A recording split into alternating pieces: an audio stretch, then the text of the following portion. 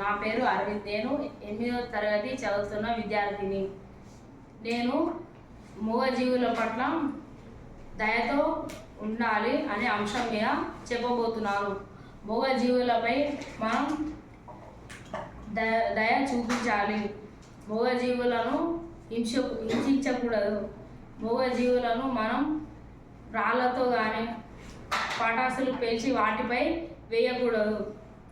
మన స్వార్థం కోసం వాటిని హింసించడం లాంటిది చేయకూడదు. మనం